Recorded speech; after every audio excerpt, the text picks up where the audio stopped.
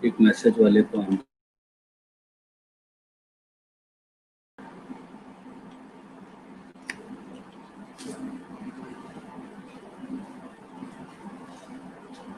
नमस्कार दोस्तों। 2 मिनट रुक जाते हैं ताकि बाकी लोग भी अपने साथ कनेक्ट हो जाएं।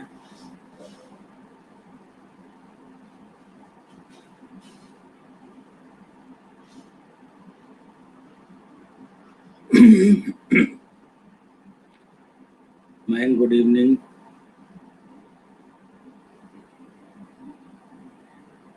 शुभी, जागृति, आप सभी लोगों को गुड इवनिंग।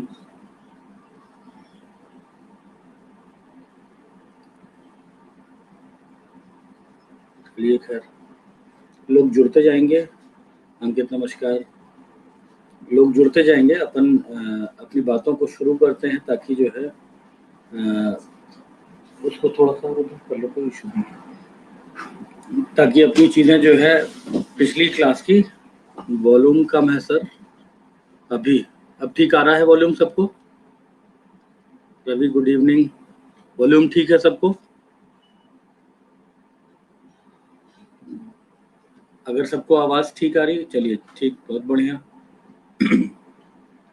कल आप लोगों को एक होमवर्क मैंने प्रोवाइड किया था जिसमें हमने आपको प्रारूप समिति के संदर्भ में कुछ कुछ चीज़ें आपसे पूछी थी। आप लोगों के द्वारा जो आंसर लिखा गया वो डेफिनेटली अच्छा था, बट याद रखिए कि प्रारूप समिति के महत्व पर जब भी बल दिया जाए तो वहाँ इस बात का ध्यान रखना है कि क्या इम्पोर्टेंस है उस ड्राफ्टिंग कमिटी की। इम्पोर्टेंस से तात्पर्य क्या है कि उसके सामने जो आपने चुनौतियां लिखी हैं, देखिए मैंने आपको ऑलरेडी इस आंसर को कोड करा दिया था, वहां पर आपको केवल उसको थोड़ा सा घुमा फिरा करके प्रस्तुत करना था। संविधान सभा के समक्ष जो चुनौतियां थी, उन चुनौतियों को दूर करके एक उचित संविधान का गठन करने वाली जो संस्था थी वो थी आपकी प्रारूप समिति।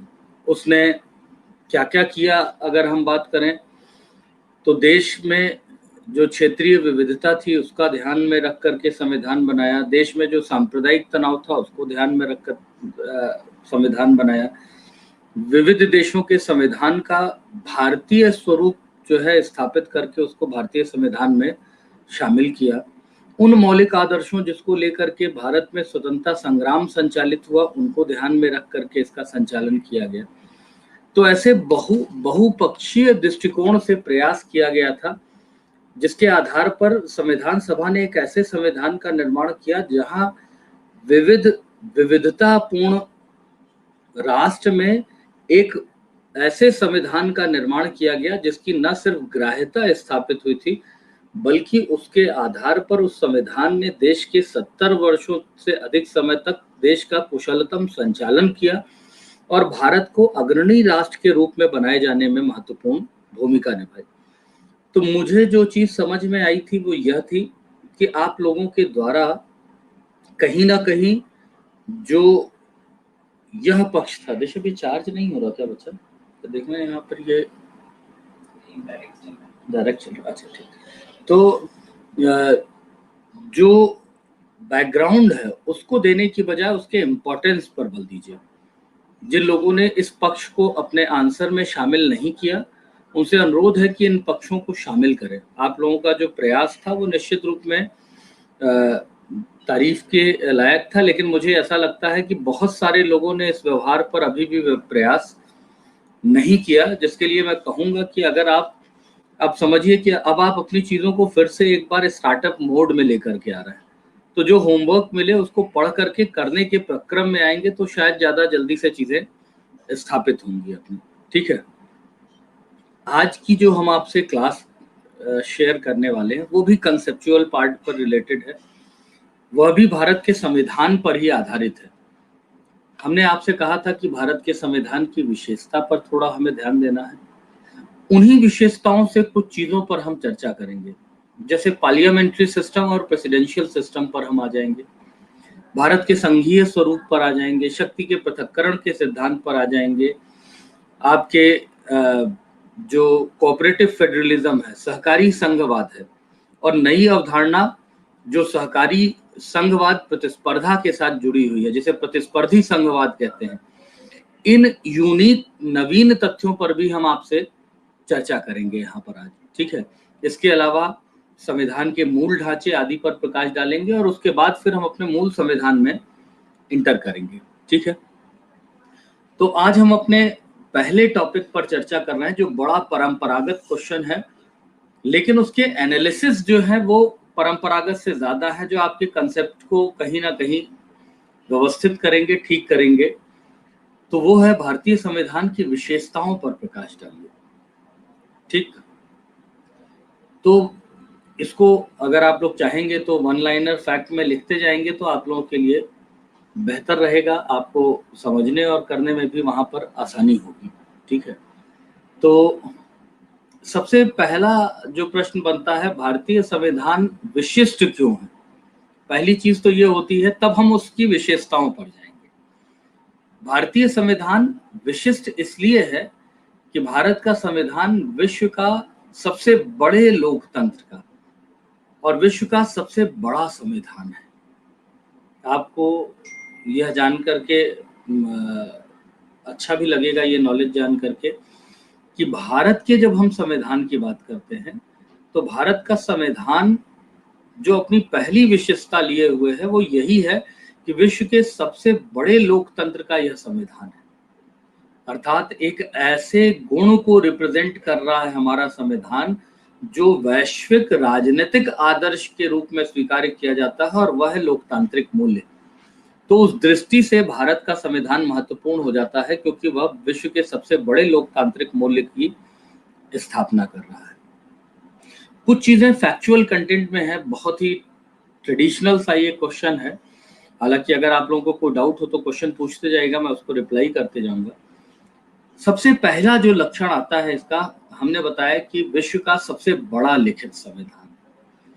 आपको पता है कि जब हमारा देश स्वतंत्र हुआ उसके पश्चात जो है जो संविधान की स्थापना की गई, उस संविधान के प्रक्रम में आपके यहाँ उस संविधान सभा ने संविधान बनाया जिसमें 22 भाग, 395 अनुच्छेद और 8 अनुसूचियां थी। बाद में अनुच्छेदों की संख्या लगभग है तो 395 ही, लेकिन उनके सब क्लॉजेस जोड़े गए तो कुछ 448-49 के आसपास हैं, और अनुसूचियां बढ़ गई, उसमें 12 अनुसूचियों के साथ आज आपका संविधान एग्जिस्ट करता है। अब ये तो एक फैक्ट हो गया जिसमें आप कहते हैं कि भारत का संविधान विश्व का सबसे बड़ा संविधान है। तो इसका प्रश्न यह बनता है, भारत का संविधान विश्व का सबसे बड़ा संविधान क्यों है? हमें क्यों सबसे बड़े संविधान को बनाने की जरूरत पड़ी? उसके कंसेप्चुअल पार्ट पर आइएगा तो पहला जो पक्ष स्थापित होता है कि भारत का संविधान सबसे बड़ा क्यों बना, तो आर्टिकल 1 कहता है India is A union of state, Bharat राज्यों का संघ है। और भारत राज्यों का संघ है जरूर, लेकिन हमारा जो संघीय स्वरूप है, अभी हम आगे चर्चा भी करेंगे, जो हमारा संघीय स्वरूप है उसमें केंद्र को ज्यादा मजबूती प्रदान की गई है, जबकि संघीय ढांचे में अगर हम बात करें, परिसंघ की बात करें, तो उसमें केंद्र और राज्यों के लिए पृथक पृथक संविधान बनाए जाते हैं। तो जो पहला पक्ष इसमें स्थापित होता है भारत के संविधान के विशाल होने का, वह यह था कि भारत का संविधान जो है वह विशाल इसलिए बना क्योंकि केंद्र अर्थात संघ और राज्यों का एक ही संविधान है, और चूंकि संघ और राज्यों का संतुलन इस संविधान में स्थापित करना था, इसलिए बड़े सारे प्रावधान जोड़ दिए गए। आपको पता है केंद्र राज्य संबंध के लिए ऑलरेडी आप बताते हैं 55 अनुच्छेदों को स्थापित किया गया, और भी बहुत सारी राज्य की कार्यपालिका, संघ की कार्यपालिका, विधायिका, इन सब का वर्णन किया गया। इसलिए उसकी विशालता का पहला कारण जो था वो संघ और राज्य के लिए एक ही संविधान का निर्माण करना था। इसके अलावा भारत की भौगोलिक विविधता और विशिष्टता और विशालता भी उसका एक प्रमुख कारण था, जहां पर एक बड़ा भौगोलिक विशिष्ट क्षेत्र, विविध सामाजिक सांस्कृतिक विविधता थी जिन्हें भारत के संविधान में संरक्षण प्राप्त होना था। इसलिए भी आपका संविधान बृहद बना क्योंकि उन सारे पक्षों को उसमें समावेशित करना था।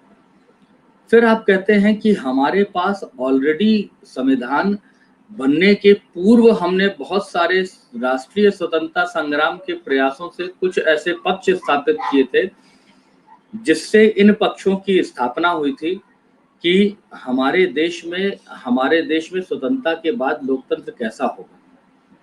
तो उसके लिए नेहरू रिपोर्ट आपके पास थी, उसके लिए 1935 का भारत सरकार अधिनियम हमारे पास था, और यही कारण था कि आपका संविधान के वो प्रावधान, उसमें हमने कल आपको बताया कि आपके 1935 के अधिनियम के 70% लगभग 250 अनुच्छेदों को एज इट इज शामिल किया गया, जिससे आपका संविधान वृहद हुआ था। इसके अलावा हमने 60 से अधिक देशों के संविधानों का अध्ययन करके उनके प्रावधानों को अपने संविधान के अंदर समावेशित किया था, तो उस कारण से भी आपका संविधान बृहद बना था। और इसमें एक और पक्ष, कल भी हमने इस पर थोड़ा सा आपको हिंट किया था कि हमारे संविधान में उन प्रावधानों को भी संविधान में शामिल किया गया जो दूसरे देशों के संविधान में शामिल नहीं किए गए, जैसे लोक सेवाएं आदि। और यही वह कारण था जिससे आपका संविधान जो है वो अधिक बड़ा हो गया। तो अब आपके पास एक पक्ष बिल्कुल स्पष्ट है कि जब आपसे पूछा जाए कि भारत का संविधान विश्व का सबसे बड़ा संविधान क्यों है, तो आप उसे बताने में हमेशा सक्षम हैं कि वह सबसे बड़ा संविधान क्यों है। यहाँ अब आपको वह कंसेप्ट मैंने आपको बता दिया जो कि सबसे बड़े संविधान होने का आधार स्थापित करता है। दूसरे पक्ष पर आ जाते हैं। भारत का संविधान जो है विशिष्ट इसलिए है क्योंकि यह कठोर और लचीलेपन का एक उचित सम्मिश्रण स्थापित करता है। अब उचित सम्मिश्रण स्थापित करता है, कठोर और लचीलेपन से क्या तात्पर्य है? तो कठोर का मतलब यह है कि संविधान में आसानी से परिवर्तन नहीं किया जा सके, और लचीले का मतलब जिसमें आसानी से परिवर्तन किया जा सके। हम अगर उसे आइडियल फॉर्म में जब देखते हैं तो हम कहते हैं कि ब्रिटेन का संविधान लचीला संविधान है, जहां परंपराओं आदि में आसानी से परिवर्तन किया जा सकता है। वहीं जब हम बात करते हैं अमेरिका के संविधान की, तो हम कहते हैं वो कठोर संविधान है जिसमें आसानी से परिवर्तन नहीं किया जा सकता। और भारत इन दोनों का सम्मिश्रण स्थापित करता है, अर्थात ऐसे कई प्रावधान हैं जिनको आसानी से परिवर्तित नहीं किया जा सकता है, तो वहीं कई ऐसे प्रावधान हैं जिनको बड़ी आसानी से साधारण बहुमत से परिवर्तित किया जा सकता है। तो यह एक आधार है कि भारत का संविधान कठोर और लचीले संविधान का सम्मिश्रण स्थापित करता है। तीसरा पक्ष स्थापित होता है भारत की राजनीतिक व्यवस्था में संसदीय शासन प्रणाली को अपनाया गया है।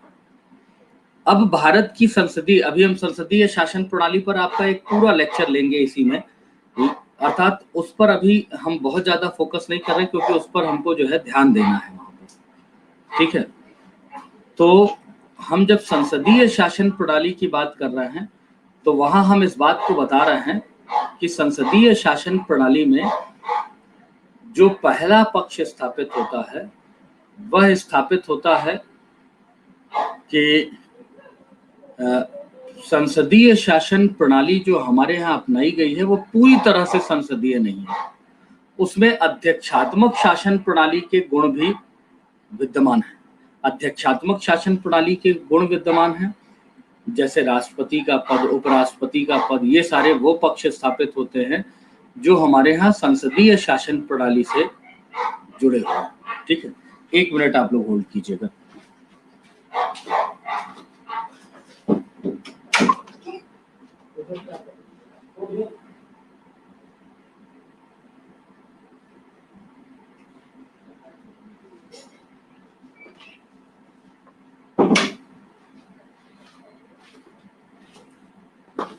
चलिए, सॉरी।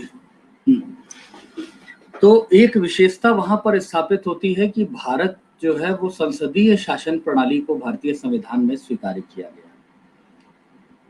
इसकी अन्य विशेषताओं की जब हम बात करते हैं तो भारत का संविधान भारत को संघीय और एकात्मक दोनों स्वरूपों के मिश्रण में स्थापित करता है। मतलब उसका स्वरूप संघीय भी है, जहां केंद्र और राज्यों के बीच में उचित संबंध और समन्वय स्थापित किया गया है, तो वहीं कई जगहों पर एकात्मक भी है, जहां पर भारतीय संविधान राज्यों को उस तरीके की मान्यता नहीं देता, अर्थात उनके अधिकारों को भी अपने पास रख लेता है। अब इसमें विशिष्ट क्या है? भारत का संविधान वस्तुतः भारत को संघीय बनाता है, लेकिन विशिष्ट कहाँ बनता है? तो जब हम इस बात की स्थापना करते हैं कि भारत के स्तर पर भारत के एकात्मक स्वरूप की स्थापना बेसिकली उस संघीय स्वरूप को बनाए रखने के लिए की गई है, अर्थात कोई भी राज्य निरंकुश ना होने पाए, राज्य की निरंकुशता को सीमित करने, लोक कल्याणकारी राज्य की व्यवस्था को बनाए रखने के लिए सारे प्रावधानों की स्थापना की गई है, अर्थात यह प्रारूप वहां पर इसलिए स्थापित किया गया। इसके अलावा जब हम बात करते हैं भारत के संविधान की, तो भारत का संविधान और कई चीजों में विशिष्ट है जो भारत देश के स्वरूप को स्थापित करता है संविधान। जैसे प्रभुत्व संपन्न। प्रभुत्व संपन्न का मतलब कि देश जो है प्रभुतापूर्ण है। प्रभुतापूर्ण का मतलब कि अपने निर्णयों के निर्धारण के लिए, अच्छा थोड़ा धीरे बोलूं, ठीक है, अपने निर्णयों के निर्धारण के लिए, बेशक थोड़ा कम करना इसको 25 पे करो। जब हम बात करते हैं संविधान के संप्रभु होने की बात का, तो हम इस तथ्य को स्वीकार करते हैं कि देश का जो संविधान है वह भारत को अपने निर्णय निर्धारण के लिए पूर्णतया प्रभुता प्रदान करता है, अर्थात भारत देश जो है वो पूर्णतया अपने निर्णय, आंतरिक और बाह्य निर्णयों के लिए पूर्णतया स्वतंत्र है। ठीक, इसके अलावा समाजवादी राष्ट्र स्थापित करता है। तो जब अभी आप पढ़ेंगे प्रस्तावना, तो भारतीय समाजवादी राष्ट्र की संकल्पना में लोकतांत्रिक समाजवाद की संकल्पना को स्वीकार किया गया, अर्थात लोकतांत्रिक समाजवाद के स्वरूप को देश स्वीकार करता है। फिर धर्मनिरपेक्ष राष्ट्र की संकल्पना को स्वीकार करता है, अर्थात भारत एक धर्मनिरपेक्ष है, इसका मतलब देश का कोई धर्म नहीं है और देश में जितने भी विविध धर्मानुयायी हैं उनको अपने अंतःकरण और विश्वास को पूर्णतया स्वेच्छा से पालन करने की अधिकारिता प्रदान की गई है। तो यह स्वरूप स्थापित करता है। इसके अतिरिक्त जब हम बात करते हैं तो लोकतांत्रिक गणतंत्र की स्थापना करता है भारत का संविधान, अर्थात भारत का संविधान भारत को एक लोकतांत्रिक गणतंत्र, अर्थात यहाँ पर कोई राज्य का प्रमुख स्थापित वंशानुगत आधार पर नहीं होगा, जनता के द्वारा प्रत्यक्ष या अप्रत्यक्ष रूप में देश का प्रमुख चुना जाएगा। ठीक है, बोल दो वहां पर, बोलो, है ना। इस प्रकार देश के संविधान की व्यवस्था की गई। ठीक, इसके बाद नेक्स्ट की जब हम बात करते हैं तो भारत का संविधान विशिष्ट कैसे हो जाता है, तो मौलिक अधिकार, नीति निदेशक तत्व और मौलिक कर्तव्य, इन प्रावधानों की स्थापना आपके संविधान में की गई है। जब हम भारत के संविधान की बात करते हैं तो मौलिक अधिकार और मौलिक कर्तव्य, ये दो चीजों की स्थापना लोक कल्याणकारी राज्य की स्थापना करता है। अर्थात जब हम पहली बात करते हैं मौलिक अधिकार की, तो मौलिक अधिकार वस्तुतः देश के नागरिकों को विकास का अवसर प्रदान करने और केंद्र अर्थात राज्य की निरंकुशता को सीमित करने का कार्य करता है। वहीं मौलिक कर्तव्य किसी राष्ट्र के विकास के लिए यह अनिवार्य घटक की स्थापना करता है, जिसके आधार पर यह सुनिश्चित किया गया है कि देश का जो संविधान है वह लोक कल्याण को तो प्रेरित कर ही रहा है, प्लस उसके साथ साथ देश में जो जनता है और राज्य के बीच में एक उचित अंतः संबंध की स्थापना करता है। अर्थात मौलिक अधिकार और मौलिक कर्तव्य नागरिकों और राज्य के बीच में एक भावनात्मक संबंध की स्थापना को सुनिश्चित करता है। तो ये हो गया आपका मौलिक अधिकार और मौलिक कर्तव्य। इसके अलावा जब नीति निदेशक तत्व की बात करते हैं तो चूंकि देश के संविधान में लोक कल्याणकारी राज्य की अवधारणा को स्वीकार किया गया है और लोक कल्याणकारी राज्य की जो अवधारणा है उसको मार्गदर्शन और उसको चरितार्थ करने का जो कार्य करता है वह आपके नीति निर्देशक तत्व करते हैं। तो इसलिए आपके संविधान की विशेषता में मौलिक अधिकार, नीति निर्देशक तत्व और मौलिक कर्तव्य आ जाते हैं। ठीक, इसके अलावा आपके संविधान की विशेषता आपकी देश की एकता, अखंडता, बंधुता को बनाए रखने के लिए एक नवीन प्रावधान को जोड़ा गया, जिसको आप कहते हैं एकल नागरिकता। पूरे देश की एक नागरिकता है भारत के संघीय स्वरूप होने के बावजूद, अर्थात भारत जो है वो इकहरी नागरिकता वाले राष्ट्र के रूप में विद्यमान है। अब आप इस बात को समझिएगा कि भारत परिसंघ है लेकिन नागरिकता इकहरी है, अर्थात लोकतांत्रिक समाजवाद। अभिषेक थोड़ा वेट कीजिएगा तो मैं आपको बताता हूँ लोकतांत्रिक समाजवाद। तो जब हम बात करते हैं भारत में इकहरी नागरिकता की, तो भारत की इकहरी नागरिकता का तात्पर्य यहाँ पर है कि संघ और राज्य की अलग अलग नागरिकता नहीं है, बल्कि दोनों की संयुक्त नागरिकता को स्वीकार किया गया है। ठीक, इसके अतिरिक्त जब हम बात करते हैं तो एकीकृत और स्वतंत्र न्यायपालिका, एकीकृत और स्वतंत्र न्यायपालिका का तात्पर्य क्या है? तो संघीय स्वरूप, याद रखिए सारे पक्ष संघीय से है। अभी जब आप संघीय जान जाएंगे तो आपको अपने आप ये सब चीजें समझ में आ जाएगी, अभी आगे उस पर चर्चा करेंगे। शुभम, ये 2L क्या है उसको क्लेरिफाई कीजिए, इतना शॉर्टकट मत लिखिए कि मैं ही कंफ्यूज हो जाऊं। तो मैंने आपको बताया कि जो एकीकृत स्वतंत्र न्यायपालिका है, यहां याद रखिएगा एकीकृत स्वतंत्र न्यायपालिका का मतलब इंटीग्रेटेड जुडिशियल सिस्टम। संघीय स्वरूप में केंद्र और राज्य की न्यायपालिकाएं एक दूसरे से पृथक पृथक होती हैं, लेकिन जब हम बात करते हैं एकीकृत न्यायपालिका की, तो हमारे यहाँ न्यायपालिका संघ और राज्य की पृथक पृथक नहीं है, अर्थात देश के न्यायिक शीर्ष पे सर्वोच्च न्यायालय है, राज्य शीर्ष पर उच्च न्यायालय है और उसके नीचे अधीनस्थ न्यायालय है, लेकिन इनका गवर्नेंस जो है वो एक समान स्वीकार किया जाता है, अर्थात सर्वोच्च न्यायालय संपूर्ण न्यायिक व्यवस्था की देखरेख करती है। ठीक, इसके अतिरिक्त जब हम बात करते हैं तो शक्ति के पृथक्करण के सिद्धांत को स्वीकार किया गया है, अर्थात राज्य के 3 प्रमुख अंग हैं, कार्यपालिका, विधायिका और न्यायपालिका। कार्यपालिका, न्यायपालिका और विधायिका, इन तीनों के कार्यक्षेत्र स्पष्ट किए गए हैं। यह भी अपने आप में एक विशिष्ट स्वरूप की स्थापना करता है। इसके अलावा जब हम बात करते हैं तो वयस्क मताधिकार की पद्धति, हमारे देश में वयस्क मताधिकार को स्वीकार किया गया है और उस आधार पर जो पॉपुलर डेमोक्रेसी है उसकी स्थापना की गई है।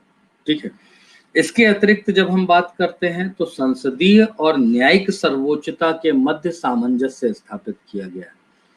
मतलब संसदीय और न्यायिक सर्वोच्चता मतलब संसद अपने स्थानों पर स्वतंत्र है और न्यायपालिका अपने स्थान पर स्वतंत्र है, लेकिन कोई भी निरंकुश होगा तो दोनों एक दूसरे पर नियंत्रण स्थापित करने में सक्षम है।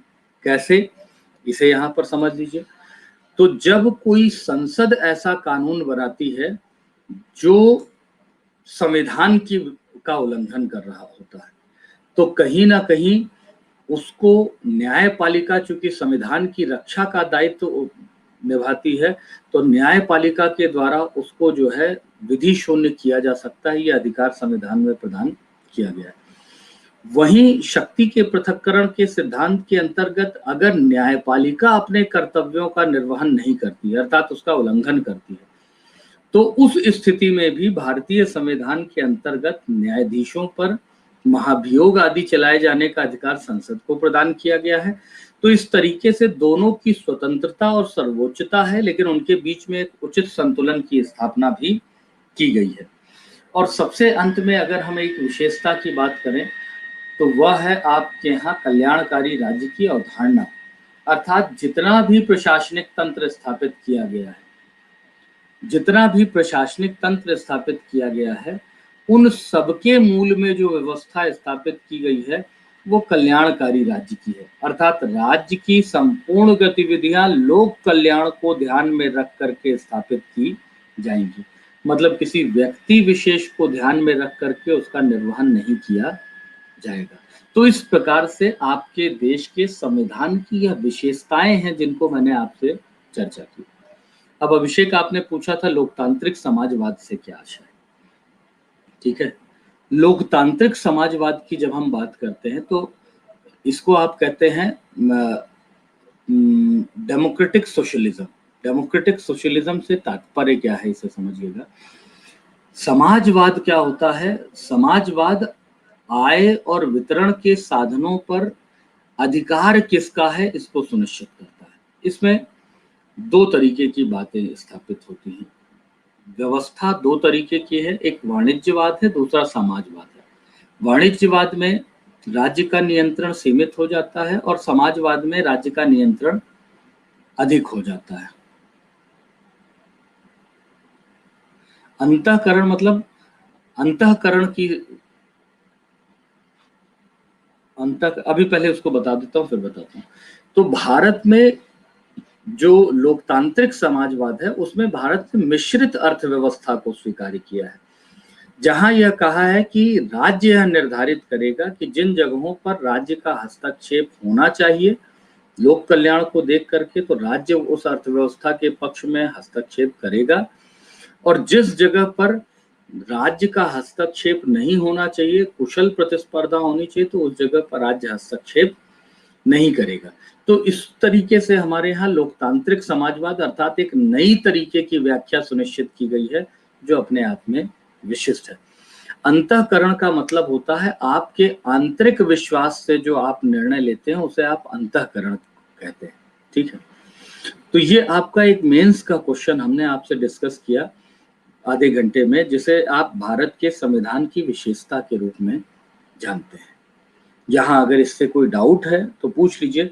लगभग मेरे द्वारा 14-15 आपको ऐसे पक्ष स्थापित किए गए जो उसकी विशेषता से संबंधित है। यहाँ कोई डाउट है पूछ लीजिए, मैं 1 मिनट आप लोगों को दे रहा हूँ, आप लोग लिखना चाहें लिख लीजिए उसमें कोई क्वेश्चन अगर आपका हो तो।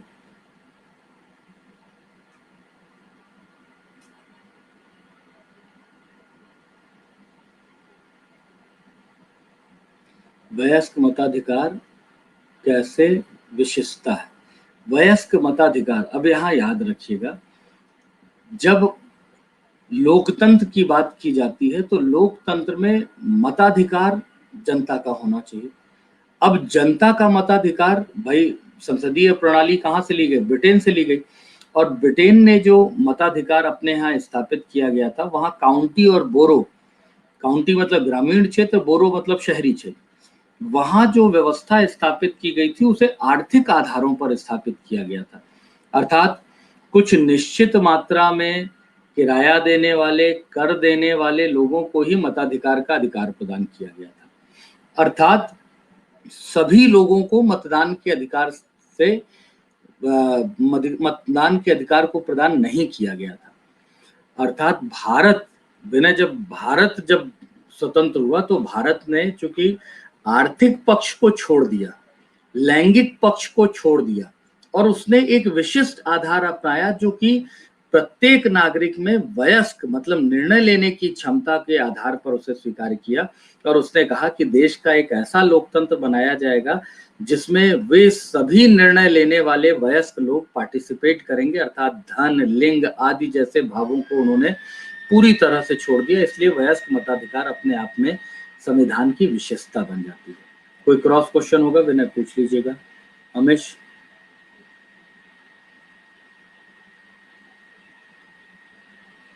एकीकृत और स्वतंत्र न्यायपालिका एक बार और बता देते हैं, ठीक है। अभी संघीय व्यवस्था पर हम अंकित आएंगे तो हम उस पर पूरा विस्तार से आपको बताएंगे, तो आपको ये सारे पक्ष अपने आप क्लियर हो जाएंगे।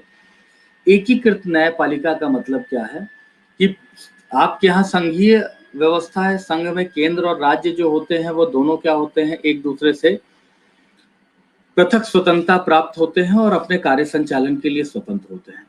अमेरिका जैसे राष्ट्र जो संघीय आधार का आदर्श माना जाता है, वहां पर केंद्र की न्यायपालिका अलग है और राज्य की न्यायपालिका अलग है। केंद्र का संविधान अलग है, राज्य का संविधान अलग है।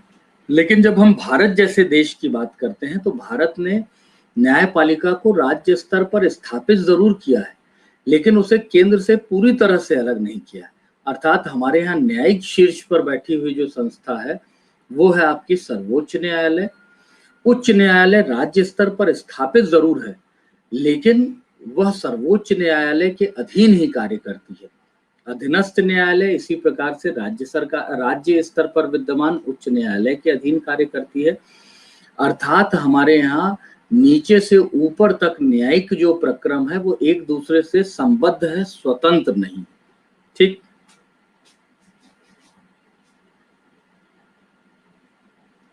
संघीय व्यवस्था में क्या क्या होता है, कैसे समझें, व्यवस्था करते हैं सर। अच्छा, अभी संघीय व्यवस्था पर आ रहे हैं, रुक जाइए, उस पर पूरा हम लेक्चर लेंगे। संविधान सभा के सदस्यों के चुनाव में आम जनता ने वोट किया था। नहीं, मैंने कल ही आपको बताया यश कि उसमें आम जनता ने पार्टिसिपेट नहीं किया था। ब्रिटिश भारत के अंतर्गत जो विधानमंडल थे उनके सदस्यों के द्वारा आनुपातिक प्रतिनिधित्व की एकल संक्रमणीय प्रक्रिया के माध्यम से उनका चुनाव किया गया था उसमें। ठीक, चलिए ठीक है। तो अब हम अगले क्वेश्चन पर आ जाते हैं। दो चीजों पर हम चर्चा करेंगे यहाँ पर। अगर आप लोग मेंस के दृष्टिकोण से देखेंगे तो क्वेश्चन अगर आप लोग लिखना चाहें तो लिख लीजिएगा। क्वेश्चन आप लोग लिखेंगे वहां पर, भारत की संसदीय प्रणाली और उसके लक्षणों पर प्रकाश डालिए। भारत की संसदीय प्रणाली और उसके लक्षणों पर प्रकाश डालिए। दूसरा क्वेश्चन लिखिएगा यहाँ पर, संसदीय प्रणाली और अध्यक्षात्मक शासन प्रणाली के अंतर को स्पष्ट कीजिए या गुण दोष स्पष्ट कीजिए। संसदीय प्रणाली और अध्यक्षात्मक शासन प्रणाली के गुण दोष को स्पष्ट कीजिए।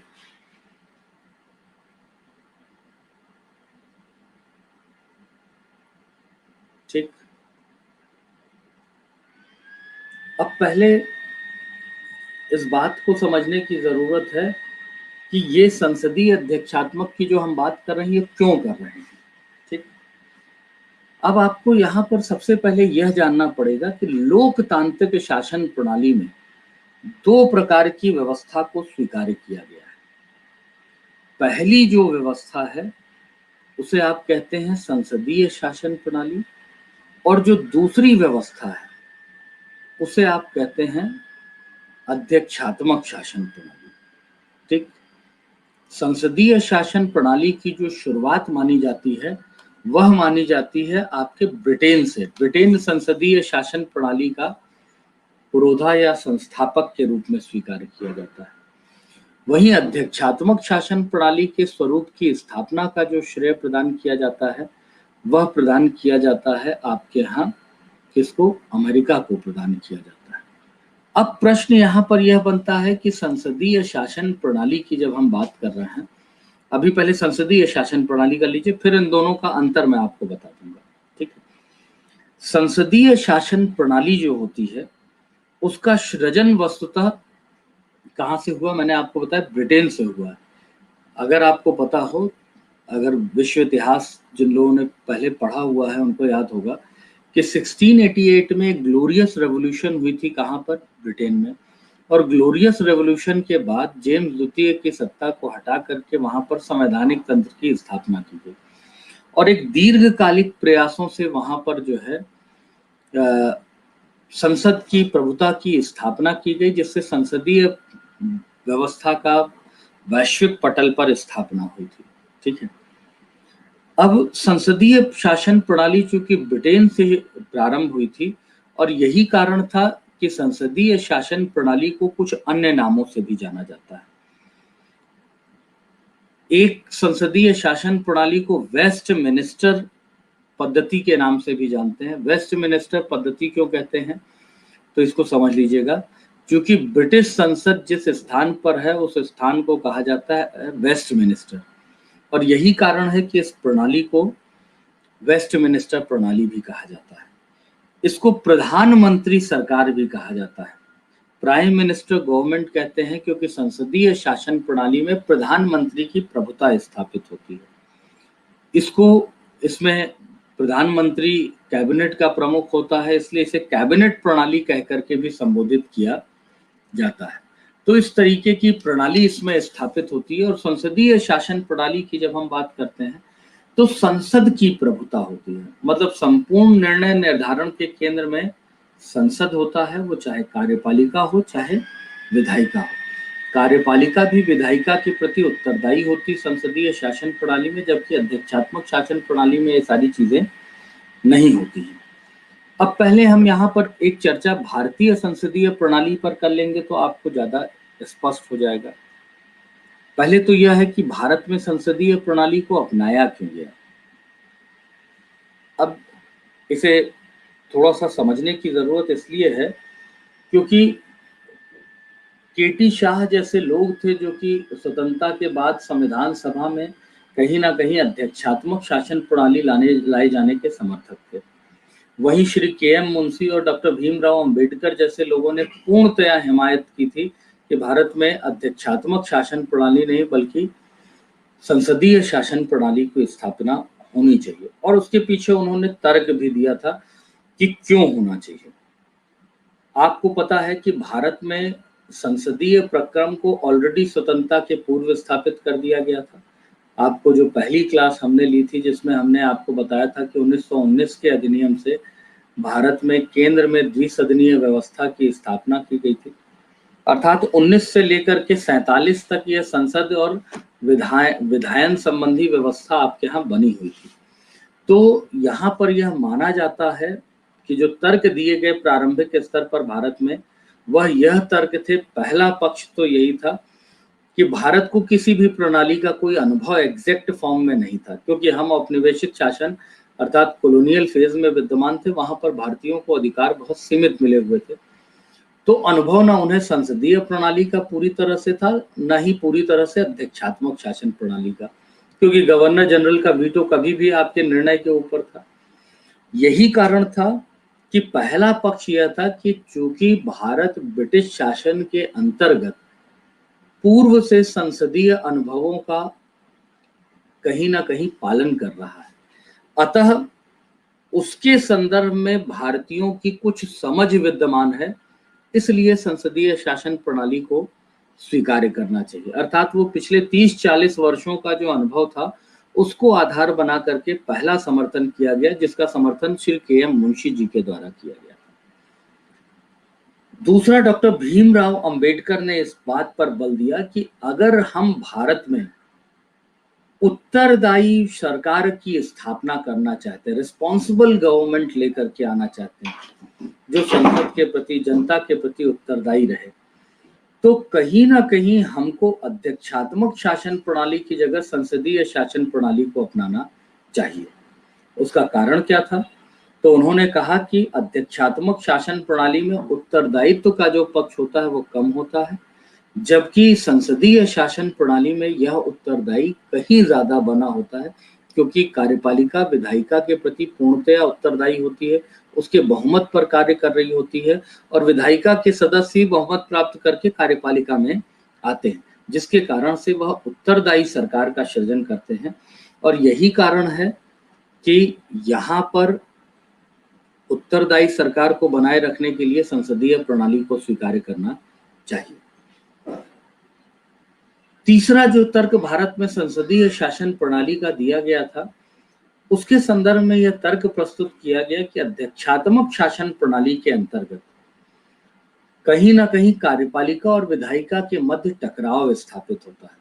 अभी आप चाहे राष्ट्रपति ओबामा के समय में देख लीजिए या डोनाल्ड ट्रंप के संदर्भ में देख लीजिए कि मैक्सिको की वॉल बनाए जाने पर लेकर के संसद ने उनकी बातों को स्वीकार नहीं किया था। अर्थात वहां उन्होंने यह तर्क दिया था कि अध्यक्षात्मक शासन प्रणाली में कार्यपालिका और विधायिका में समय समय पर टकराव स्थापित होता है, जिससे विवादों का सृजन होता है। जबकि संसदीय शासन प्रणाली में इस प्रकार का टकराव नहीं होता है, एक दूसरे पर सहयोग और सामंजस्य की व्यवस्था स्थापित होती है। अतः भारत के लिए संसदीय शासन प्रणाली कहीं ज्यादा उचित है। और चौथा जो पक्ष स्थापित किया गया था, उसमें कहा गया था भारत सांस्कृतिक और सामाजिक विविधता वाले राष्ट्र के रूप में विद्यमान है। सरकार का संचालन करने के लिए उन सभी समाज और संस्कृति के लोगों का उचित प्रतिनिधित्व होना चाहिए, और यह उचित प्रतिनिधित्व जो है वो कहाँ स्थापित होता है? संसदीय शासन प्रणाली में। आज आप देखिए, अनुसूचित जाति के लोग हैं, अनुसूचित जनजाति के लोग हैं, महिला वर्ग से लोग हैं, वहां पर आंग्ल भारतीय समुदाय के लोग हैं। तो कहीं ना कहीं एक उचित प्रतिनिधित्व अगर इस विविध सामाजिक सांस्कृतिक परिवेश का हमको प्रदान करना है, तो यह अत्यंत आवश्यक है कि भारत के स्तर पर संसदीय शासन प्रणाली को अपनाया जाना चाहिए। तो ये 4-5 ऐसे तर्क थे जिसके आधार पर भारत में पार्लियामेंट्री गवर्नमेंट सिस्टम को स्वीकार किया गया संविधान सभा के द्वारा, जो मैंने आपको बताया। तो अब आपको याद रहेगा भारत के संदर्भ में पूर्व निर्धारित अनुभव, उसके बाद उत्तरदायी सरकार, चौथा अध्यक्षात्मक और विधायिका और कार्यपालिका के टकराव का निदान करना, और चौथा जो हमने आपको बताया कि सांस्कृतिक और सामाजिक विविधता का उचित प्रतिनिधित्व सुनिश्चित करना। ये वो पक्ष थे जिसके कारण से भारत में संसदीय शासन प्रणाली को स्वीकार किया गया था। पॉपुलेशन वो एक कारण था क्या? पॉपुलेशन कभी कारण नहीं था। क्यों? चीन की पॉपुलेशन नहीं है, वहां तो लोकतंत्र नहीं है, वहां समाजवादी सरकार है। पॉपुलेशन कभी नहीं थी। पॉपुलेशन की जो डाइवर्सिटी थी, उस डाइवर्सिटी को संतुष्ट करना और उस संसदीय प्रणाली में उन्हें स्थान प्रदान करना, यह पक्ष था जिसके कारण से संसदीय शासन प्रणाली को अपनाया गया था। तो मेरे ख्याल से आपको यह स्पष्ट हो गया होगा कि भारत में संसदीय शासन प्रणाली को क्यों अपनाया गया। ठीक। अब प्रश्न उठता है कि भारत में संसदीय शासन प्रणाली को अपनाया गया, तो भारत में उस संसदीय शासन प्रणाली को अपनाए जाने के कौन से लक्षण भारत में हमको दिखाई देते हैं? अगर आपको पता हो तो सर्वोच्च न्यायालय के द्वारा एक मूल ढांचे की अवधारणा स्वीकार की गई है, और उस मूल ढांचे के अंतर्गत हमारी संसदीय शासन प्रणाली को उस मूल ढांचे का अर्थात बेसिक स्ट्रक्चर का पार्ट बनाया गया। मतलब भारत में संविधान में वर्णित जो संसदीय शासन प्रणाली है, उसको कभी भी आप खंडित नहीं कर सकते, अपने संविधान से उसको हटा नहीं सकते हैं। अब ऐसे कौन से पक्ष हैं जो हमारी संसदीय शासन प्रणाली की स्थापना करते हैं, उसको जानना पड़ेगा। सबसे पहले उसमें आता है अनुच्छेद 53, संघ की कार्यपालिका शक्ति का राष्ट्रपति में निहित होना। यह संसदीय शासन प्रणाली की स्थापना कर रहा है। कैसे कर रहा है? तो राष्ट्रपति जो है वह अप्रत्यक्ष रूप में चुना हुआ हेड है जनता के द्वारा, जिसको हमने क्या किया है? कार्यपालिका शक्तियां प्रदान की हैं। और उससे जुड़ा हुआ अनुच्छेद 74 जहां कहा गया है कि राष्ट्रपति प्रधानमंत्री के नेतृत्व वाले मंत्री परिषद के परामर्श से कार्य करेगा। अर्थात दोनों अनुच्छेद संयुक्त निष्कर्ष की स्थापना करते हैं कि राष्ट्रपति हमारे यहाँ नाम मात्र का प्रमुख है, और वास्तविक प्रमुख कौन बन जाता है? मंत्री परिषद के साथ प्रधानमंत्री, जो एक संसदीय शासन प्रणाली का गुण है। हमने आपको बताया कि संसदीय शासन प्रणाली में राष्ट्रपति जो होता है वो नाम मात्र का प्रमुख होता है, और मंत्री परिषद और प्रधानमंत्री जो होता है वो इसका वास्तविक प्रमुख होता है। इसी कारण से इस प्रणाली को प्रधानमंत्री शासन भी कहा जाता है। तो यह आपका अनुच्छेद 53 और 74 एक जो मिलकर के इसकी एक व्याख्या करते हैं। इसके अलावा अनुच्छेद 75(2), जिसमें मंत्री जो होता है वो राष्ट्रपति के प्रसाद पर्यंत अपना पद धारण करेगा, अर्थात राष्ट्रपति के प्रति व्यक्तिगत रूप में वह उत्तरदायी होगा। और अनुच्छेद 75(3), जिसमें कहा गया है कि जो मंत्री और मंत्री परिषद होता है वो सामूहिक रूप में किसके प्रति उत्तरदायी होगा? संसद के प्रति उत्तरदायी होगा। अर्थात यहाँ पर संसदीय प्रणाली में संसद की महत्ता इस अधिनियम के माध्यम से स्थापित होती है, जिसको कहा जाता है दोहरा उत्तरदायित्व स्थापित होना। और यही वह पक्ष है जो आपके यहाँ संसदीय शासन प्रणाली के लक्षण की स्थापना करता है। ठीक, अब आप लोग थोड़ा सा पेन डाउन करेंगे। संसदीय शासन प्रणाली और अध्यक्षात्मक शासन प्रणाली के क्या लक्षण है, क्या गुण और दोष है।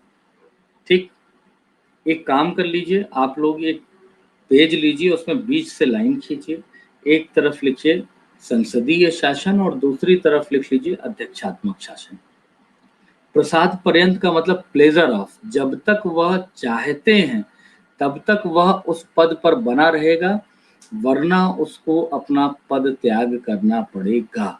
मतलब उसका कोई टेन्योर फिक्स नहीं है, राष्ट्रपति जब चाहे तो उसको पद से हटा सकता है।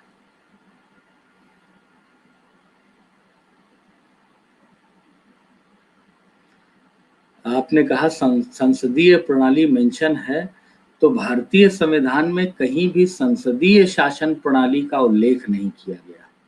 संसदीय प्रणाली कहीं भी उल्लेखित नहीं है अजय। ठीक, तो ये वर्ड वहां पर इस्तेमाल नहीं किया गया, लेकिन चूंकि संसदीय प्रणाली को स्वीकार किया गया है, उसको मूल ढांचे का दर्जा प्रदान किया गया। और कोई प्रश्न पूछ लीजिए। चलिए, अब हम आपको बताते हैं कि संसदीय और अध्यक्षात्मक शासन प्रणाली में कौन सी विशेषताएं हमें देखने को मिलती हैं। सबसे पहली जब हम बात करते हैं तो जो शक्तियों, संसदीय शासन प्रणाली पर पहले बात करना है। जो संसदीय शासन प्रणाली है, वहां शक्तियों के समन्वय के सिद्धांत पर पालन किया जाता है। शक्तियों का पृथक्करण जरूर है, लेकिन समन्वय के साथ पृथक्करण किया जाता है। जबकि जो अध्यक्षात्मक शासन प्रणाली है, शक्तियों में अवरोध और संतुलन के सिद्धांत का पालन किया जाता है। शक्तियों में अवरोध और संतुलन का मतलब जहां अवरोध डालना हो अवरोध डालने, और जहां संतुलन की स्थापना करना हो वहां संतुलन की स्थापना वह कर सकते हैं। मतलब क्या है कि जो संसदीय शासन प्रणाली होती है, उसमें लचीले शक्ति के पृथक्करण को स्वीकार किया गया है। मतलब कहीं ना कहीं कार्यपालिका, विधायिका, न्यायपालिका एक दूसरे के कार्यों में हस्तक्षेप करती हैं, और आप उस बात को देखते भी हैं कि बिल्कुल आपके यहाँ ऐसा होता भी है। लेकिन जो अध्यक्षात्मक शासन प्रणाली होती है, वहां पर शक्ति के पृथक्करण के सिद्धांत का कठोरता पूर्वक पालन किया जाता है। वहां कोई हस्तक्षेप वहां पर नहीं होता है। तो पहला जो विशेषता होती है वो यह स्वीकार की जाती है। अब आ जाइए दूसरी विशेषता संसदीय शासन प्रणाली की। तो संसदीय शासन प्रणाली में दोहरी कार्यपालिका को स्वीकार किया जाता है। दोहरी कार्यपालिका का मतलब एक तो नाम मात्र की कार्यपालिका होती है और दूसरी होती है वास्तविक कार्यपालिका। ब्रिटेन के स्तर पर आ जाइए तो वहां की रानी जो है वो नाम मात्र की कार्यपालिका है और वहां के प्रधानमंत्री वास्तविक कार्यपालिका है। भारत के स्तर पर आ जाइए तो राष्ट्रपति जो है वो नाम मात्र की कार्यपालिका है और प्रधानमंत्री वास्तविक कार्यपालिका स्वीकार किया जाता है। जबकि वहीं अध्यक्षात्मक शासन प्रणाली में जब हम आते हैं तो एकल कार्यपालिका को स्वीकार किया जाता है। एकल कार्यपालिका मतलब कि वहां पर जो राष्ट्रपति है वही कार्यपालिका का प्रमुख है। वह किसी भी सत्ता से कोई अधिकारिता या कोई भी प्राधिकार प्राप्त नहीं करता है। उसकी अनुपस्थिति में उसके उत्तरदायित्वों को उपराष्ट्रपति के द्वारा निर्वहित किया जाता है। ठीक, तीसरे विशेषता पर आ जाइए संसदीय शासन प्रणाली में। राष्ट्राध्यक्ष व सरकार के अध्यक्ष के मध्य भेद होता है संसदीय शासन प्रणाली में।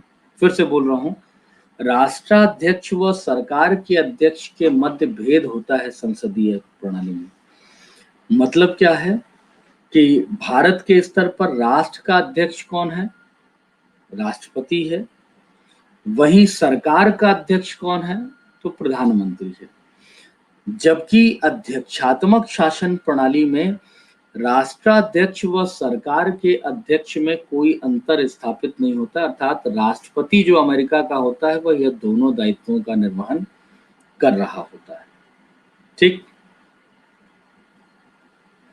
इसके अलावा नेक्स्ट जो विशेषता होती है संसदीय शासन प्रणाली में, मंत्रियों का दोहरा दायित्व होता है। जो अभी आपने देखा कि व्यक्तिगत रूप में वो राष्ट्रपति के प्रति और सामूहिक रूप में वो संसद के प्रति उत्तरदायी होता है, लोकसभा के प्रति उत्तरदायी होता है। जबकि अध्यक्षात्मक शासन प्रणाली में एकल उत्तरदायित्व होता है। एकल उत्तरदायित्व का मतलब जो मंत्री होते हैं वो शुद्ध रूप में राष्ट्रपति के प्रति उत्तरदायी होते हैं।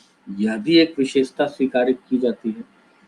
संसदीय शासन प्रणाली में सरकार का कार्यकाल अस्थिर होता है। अस्थिर होता है मतलब कि आपको पता है कि जो आपके यहाँ सरकार है वो 5 वर्ष के लिए चुनी जरूर जाती है, लेकिन उस बीच में जब भी उसका बहुमत खत्म होगा संसद में तो उसे अपना पद त्याग करना पड़ेगा, अर्थात उसका कार्यकाल अस्थिर होता है। वो 5 दिन में भी खत्म हो सकती है। आपके यहाँ 13 दिन में श्री अटल बिहारी वाजपेयी जी की सरकार वैसे भी गिरी हुई थी।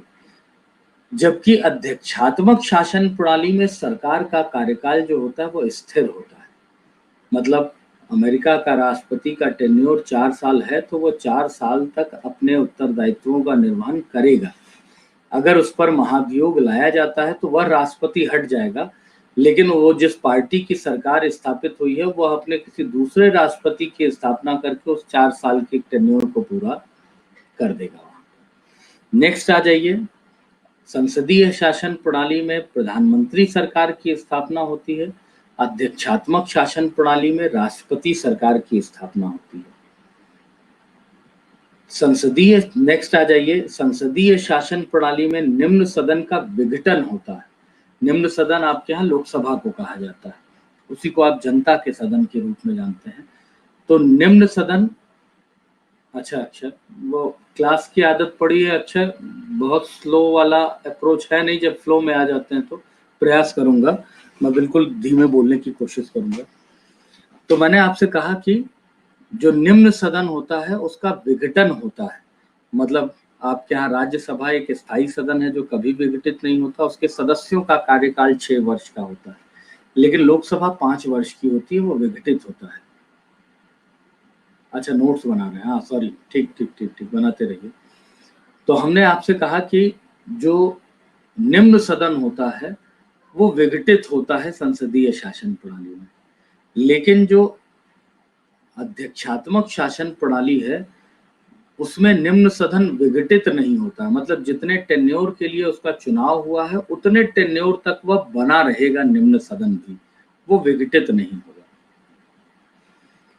संसदीय शासन प्रणाली में एक और विशेषता होती है कि सरकार का कार्यकाल निम्न सदन के बहुमत पर निर्भर करता है। अर्थात सरकार का कार्यकाल निम्न सदन के बहुमत पर विद्यमान है। जब तक उसे निम्न सदन में बहुमत है तब तक वह बना रहेगा, उसके बाद फिर वह बना नहीं रहेगा। जबकि आपकी अध्यक्षात्मक शासन प्रणाली में सरकार का कार्यकाल विधायिका से कोई संबंध नहीं रखता है। मतलब विधायिका से अमेरिका के राष्ट्रपति का कोई संबंध स्थापित नहीं होता है। तो यह विशेषताएं स्वीकार की जाती हैं संसदीय और अध्यक्षात्मक शासन प्रणाली के स्तर पर। ठीक।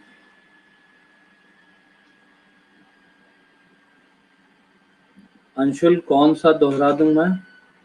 अंतिम वाला, जिसमें मैंने आपको बताया कि सरकार का कार्यकाल संसदीय शासन प्रणाली में निम्न सदन के बहुमत पर आधारित होता है।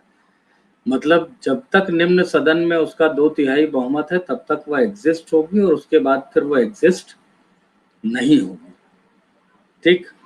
जबकि अध्यक्षात्मक शासन प्रणाली में विधायिका से सरकार का कोई भी बहुमत से लेना देना नहीं होता है। ठीक। विजय सर, संसदीय में दोहरी सदस्यता होती है जबकि अध्यक्षात्मक में एकल सदस्यता। दोहरी सदस्यता से क्या तात्पर्य है विजय इसमें? क्योंकि आपके यहाँ दोहरी सदस्यता का कोई प्रावधान तो होता ही नहीं है इसमें।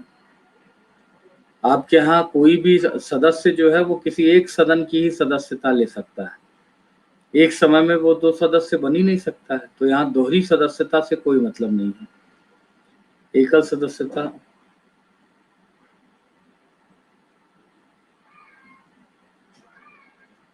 मंत्री वाला जो था उसमें मैंने कहा कि मंत्री जो होता है वो दोहरा उत्तरदायित्व निभाता है। एक तरफ जो है वह व्यक्तिगत रूप में वह राष्ट्रपति के प्रति और सामूहिक रूप में जो संसद है उसके प्रति उत्तरदायी होता है। अध्यक्षात्मक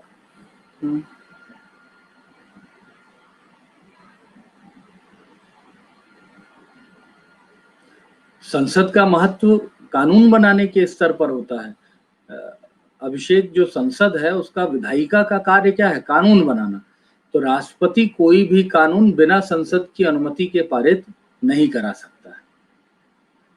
मंत्री विधायिका व कार्यपालिका दोनों होती है।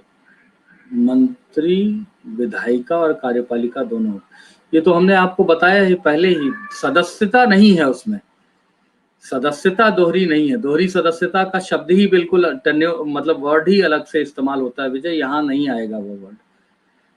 प्रज्ञा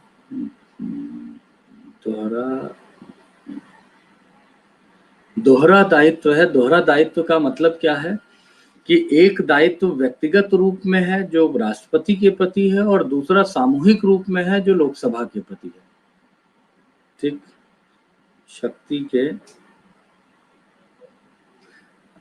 शक्ति के पृथक्करण वाला पॉइंट यह है कि हमने कहा कि जो संसदीय शासन प्रणाली है उसमें शक्ति के पृथक्करण का स्वरूप जो होता है वो लचीला होता है।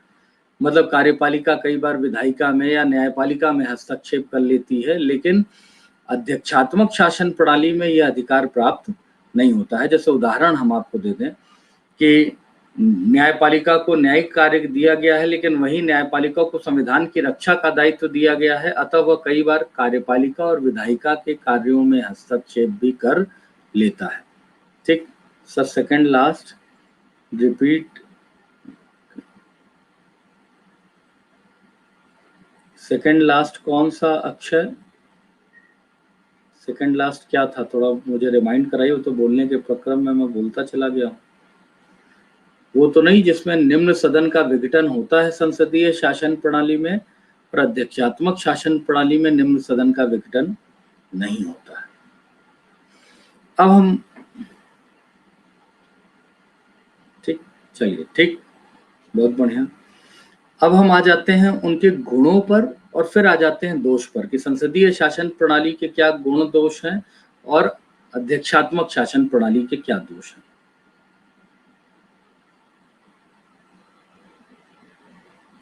विजय, अध्यक्षात्मक शासन प्रणाली में कार्यपालिका में विधायिका के सदस्य नहीं भी हो सकते हैं। जैसे अगर हम बात करें तो आपने देखा है कि ट्रम्प की पुत्री इवांका ट्रम्प भी उनके मंत्रिमंडल का पार्ट है, जबकि वो विधायिका का पार्ट नहीं है। तो अध्यक्षात्मक शासन प्रणाली में कार्यपालिका में विधायिका का सदस्य हो ये कोई भी जरूरी नहीं होता है। ठीक, चलिए गुण दोष पर आते हैं। पहले एक एक पैराग्राफ में लिख लीजिएगा ताकि आपको आसानी हो जाएगी। पहले संसदीय प्रणाली के गुण बता देते हैं। संसदीय शासन प्रणाली का जो प्राथमिक गुण होता है वह अधिक उत्तरदायी सरकार होती है संसदीय शासन प्रणाली में, क्योंकि वह विधायिका के प्रति कहीं ना कहीं उसका उत्तरदायित्व तो होता है और समय समय पर उसको विधायिका को जवाबदेहिता भी स्थापित होती है। संसदीय शासन प्रणाली का एक और गुण होता है कि कार्यपालिका और विधायिका के मध्य सामंजस्य की स्थापना होती है। मतलब कार्यपालिका और विधायिका के मध्य सामंजस्य का कारण यह होता है कि जो कार्यपालिका होती है वह उसके सदस्य विधायिका के सदस्य भी होते हैं, जबकि अध्यक्षात्मक शासन प्रणाली में यह हो कोई जरूरी नहीं। शक्तियों के निरंकुश उपयोग पर नियंत्रण होता है। मतलब जो कार्यपालिका होती है या विधायिका होती है उनकी शक्तियों का वह निरंकुश उपयोग नहीं कर सकते हैं, क्योंकि कार्यपालिका, विधायिका और न्यायपालिका का जो शक्ति का पृथक्करण है वो उदार पृथक्करण है। मतलब किसी भी निरंकुशता की स्थिति में एक सदन दूसरे सदन, मतलब एक जो अंग है वो दूसरे अंग में हस्तक्षेप का अधिकारी होता है, अर्थात वहां पर निरंकुशता पर नियंत्रण स्थापित होता है। और चौथी बात, सरकार के प्रतिनिधित्व का व्यापक क्षेत्र होता है, मतलब व्यापक क्षेत्र में सरकार के प्रतिनिधित्व स्थापित होते हैं। ठीक, अलग अलग क्षेत्रों से लोग आते हैं, अलग अलग संप्रदायों से लोग आते हैं, अलग अलग जाति वर्ग से लोग आते हैं, तो वहां पर जो प्रतिनिधित्व है वो व्यापक क्षेत्र में होता है। यह आपकी संसदीय शासन प्रणाली का गुण होता है। अब अध्यक्षात्मक शासन प्रणाली का क्या गुण होता है? पहला गुण होता है सरकार का स्थिर कार्यकाल होता है, मतलब 4 वर्ष का कार्य अमेरिका में दिया गया है तो 4 वर्ष वह शासन करता है। सर फर्स्ट रिपीट कर दिए, किसका? संसदीय वाला। संसदीय वाले में हमने कहा कि संसदीय जो सरकार होती है, संसदीय प्रणाली, वो अधिक उत्तरदायी सरकार का सृजन करती है। ठीक, अध्यक्षात्मक के गुण पर आते हैं तो सरकार का स्थिर कार्यकाल होता है, मतलब उसका जो कार्यकाल है वो स्थिर बना होता है। अब हमने अभी आपको बताया विजय वाले उत्तर में कि सरकार के अंतर्गत कोई जरूरी नहीं है विधायिका के सदस्य हों, विधायिका के बाहर के सदस्य भी उसका पार्ट हो सकते हैं। तो आपके यहाँ विशेषज्ञ को सरकार में नहीं लिया जा सकता है, लेकिन अध्यक्षात्मक शासन प्रणाली में विशेषज्ञों को भी सरकार में लिया जा सकता है। अतः कहा जाता है विशेषज्ञों के द्वारा सरकार का संचालन होता है, विशेषज्ञों के द्वारा सरकार का संचालन सुनिश्चित किया जाता है।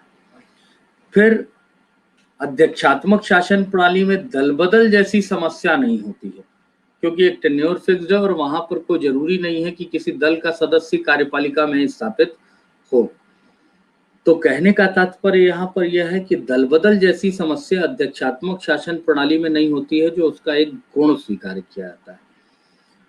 और चूंकि उत्तरदायी सरकार बहुत ज्यादा यहाँ पर जो है हस्तक्षेप मुक्त होती है सरकारें अध्यक्षात्मक शासन प्रणाली में, अतः प्रभावी निर्णयन का अवसर प्रदान करती है। मतलब वहां का राष्ट्रपति जो होता है वो निर्णय लेने में अत्यंत मजबूती से सक्षम होता है, अर्थात प्रभावी निर्णयन की संकल्पना जो है वो अध्यक्षात्मक शासन प्रणाली में हमें देखने को मिलती है, जो अध्यक्षात्मक शासन प्रणाली के गुण के रूप में स्वीकार किया जाता है।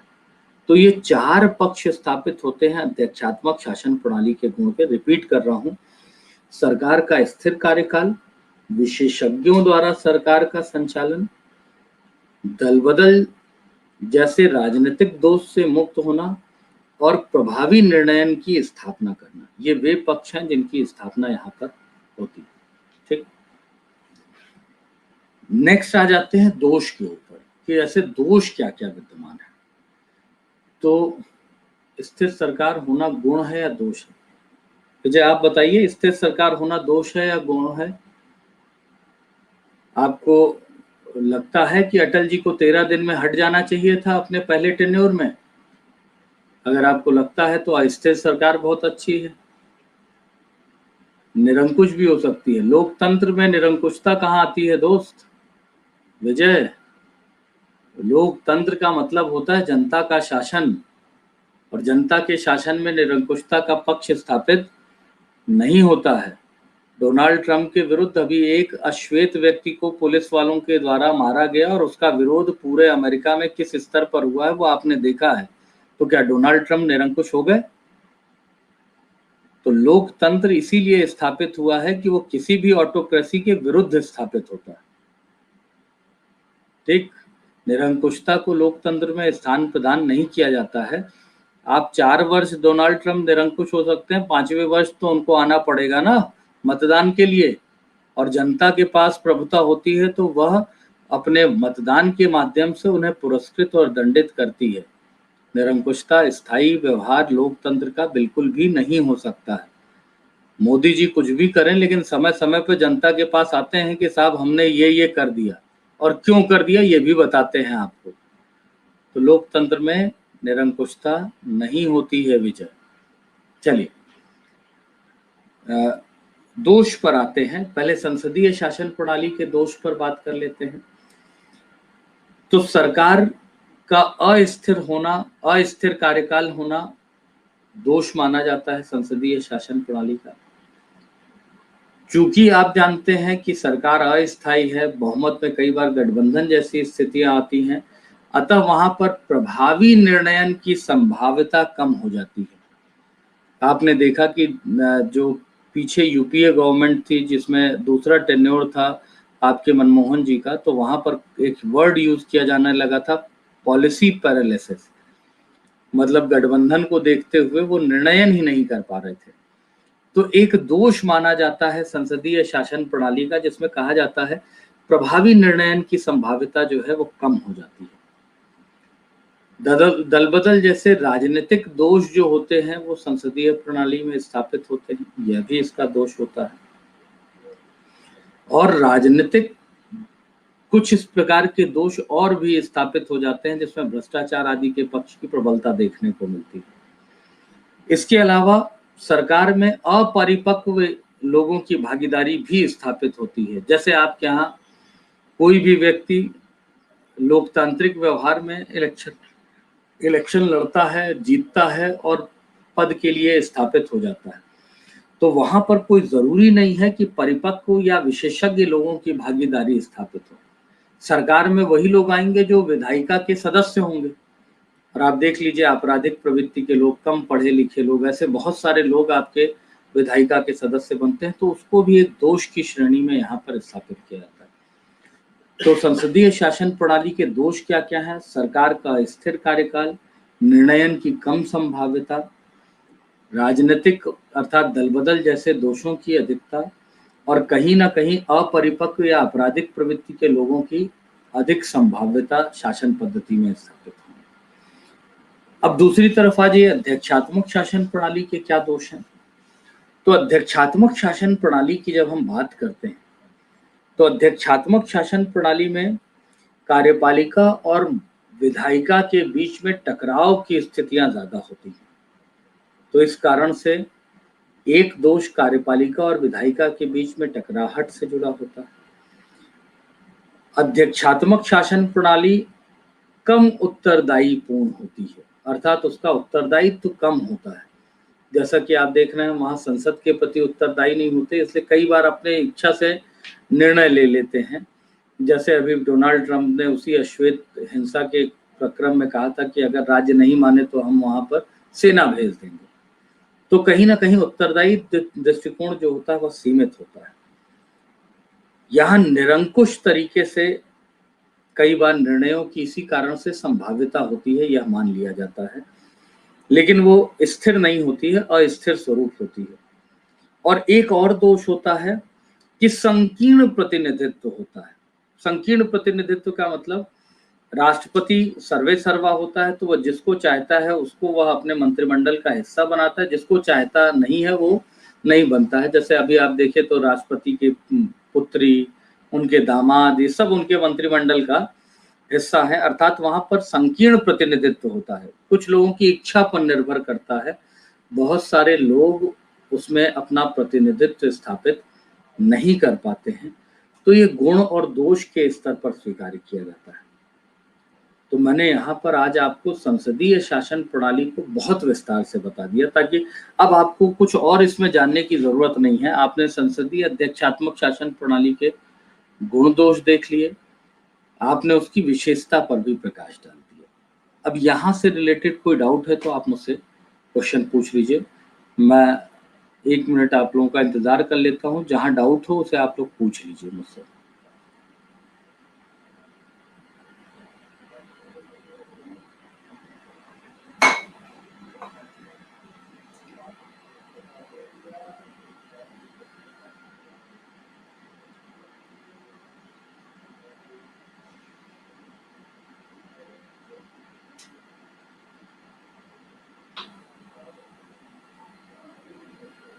संसदीय व्यवस्था में इन दोषों को किस प्रकार से हटाया जा सकता है? देखिए, हर चीज के अंकित अपने दोष और गुण हैं। हमें ये देखना पड़ेगा कि उसके गुण ज्यादा प्रभावी हैं या दोष ज्यादा प्रभावी हैं। तो अगर दोष ज्यादा प्रभावी हैं तो हम इस व्यवस्था की बजाय अध्यक्षात्मक शासन प्रणाली पर चले जाएंगे, और अगर गुण ज्यादा उपयुक्त हैं, उस राष्ट्र की व्यवस्था के आधार पर ये गुण दोष आंके जाते हैं, तो हमने यह माना है कि संसदीय प्रणाली के जो गुण हैं वो हमारी अपेक्षा को संतुष्ट करते हैं, इसलिए हमने उस पार्लियामेंट्री सिस्टम को अपनाया है, प्रेसिडेंशियल सिस्टम को अपनाया नहीं है। कार्यपालिका और विधायिका में टकराव कैसे होता है, एग्जाम्पल। अच्छा ठीक है। अच्छा, कार्यपालिका और विधायिका में टकराव किस तरीके से होता है? आपको पता है कि कई बार भाई आपको कोई कानून बनाना है तो आपको कहाँ जाना पड़ेगा? अगर आपको कानून बनाना है तो संसद के पास विधायिका के पास जाना पड़ेगा। अब चूंकि उत्तरदायी सरकार उस तरीके की अध्यक्षात्मक शासन प्रणाली में होती नहीं है, तो जब आप सदन के प्रति उत्तरदायी नहीं है और सदन आपके प्रति उत्तरदायी नहीं है, और अगर वहां हार्मनी नहीं है और आप कोई एक ऐसा निर्णय ले रहे हैं, तो हो सकता है कि संसद आपके द्वारा प्रस्तुत किए गए कानून के प्रस्ताव को स्वीकार न करे। जैसे डोनाल्ड ट्रंप ने जब मैक्सिको बॉर्डर पर दीवार बनाने का प्रस्ताव रखा था तो संसद ने उसे स्वीकार नहीं किया था। तो उस आधार पर क्या हो गया, दोनों के बीच में टकराव की स्थितियां स्थापित हो गई। अब संसदीय प्रणाली में यह टकराव क्यों नहीं होता है? तो विधायिका के सदस्य ही कार्यपालिका के सदस्य होते हैं। जिस दल को या गठबंधन को 2/3 बहुमत विधायिका में प्राप्त होता है वो सरकार बनाता है। तो वो जब भी कोई प्रस्ताव रखेगा तो सदन में उसको पारित हो जाएगा, तो टकराव की स्थितियां वहां पर देखने को नहीं मिलती है। विपक्ष विरोध करने पर भी वह पारित हो जाता है क्योंकि बहुमत उस समय कार्यपालिका के पास विद्यमान होता है।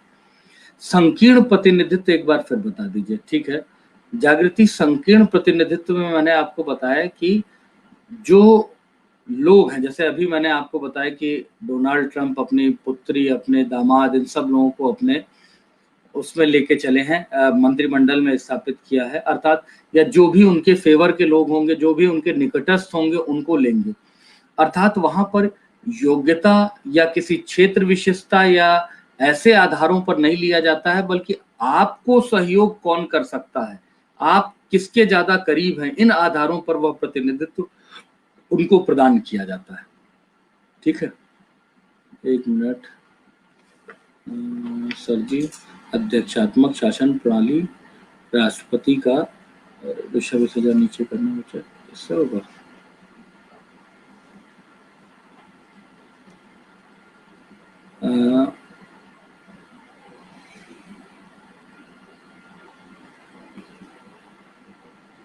उत्तर कोरिया में निरंकुश शासन। उत्तर कोरिया में निरंकुश शासन इसलिए है क्योंकि वहां लोकतांत्रिक प्रणाली है ही नहीं, वहां तो ऑटोक्रेसी है। सर जी, अध्यक्षात्मक शासन प्रणाली में राष्ट्रपति का विधायिका से होना जरूरी है। राष्ट्रपति का चुनाव होता है तो राष्ट्रपति का चुनाव अलग प्रक्रिया है और वहां पर जो सीनेट के सदस्य होते हैं वो अलग प्रक्रिया है। तो निश्चित रूप में सीनेट का बहुमत, वहां के राष्ट्रपति के चुनाव की प्रक्रिया ही डिफरेंट होती है। तो वहां राष्ट्रपति का चुनाव अगर वो जीत रहा है तो कहीं ना कहीं सीनेट के मेंबर्स के द्वारा उसको चुना जाता है। विधायिका प्रेसिडेंट को निरंकुश होने से रोकती है। विधायिका प्रेसिडेंट को निरंकुश होने से रोकती है, ये चूंकि अध्यक्षात्मक शासन प्रणाली में नहीं होता है, ये रोक नहीं सकते हैं आप केवल विधायिका के स्तर पर, उसके कार्य संचालन के स्तर पर आप उसे रोकने में सक्षम नहीं है। संसदीय लोकतंत्र में मजबूत करने के लिए क्या क्या कर सकते हैं सर, थोड़ा डिफाइन करें। संसदीय लोकतंत्र में आप सारी चीजें कर रहे हैं, एक निष्पक्ष निर्वाचन की व्यवस्था स्थापित कर रहे हैं, आपके यहाँ पारदर्शी निर्वाचन की व्यवस्था है, जो आपके यहाँ जो संवैधानिक प्रावधान है उनके अनुरूप शासन कार्य करने के लिए प्रेरित है, आपके यहाँ शक्ति के पृथक्करण को संतुलन दिया गया है। ये सारे पक्ष संसदीय लोकतंत्र को, जो आपके यहाँ PIL जैसे जो पक्ष स्थापित हैं, पब्लिक इंटरेस्ट लिटिगेशन, जनहित याचिका, ये सब आपके संसदीय लोकतंत्र को मजबूत कर रहे हैं। इवन निर्वाचन प्रणाली में नोटा जैसी व्यवस्था भी आपके संसदीय लोकतंत्र को मजबूती प्रदान कर रही है।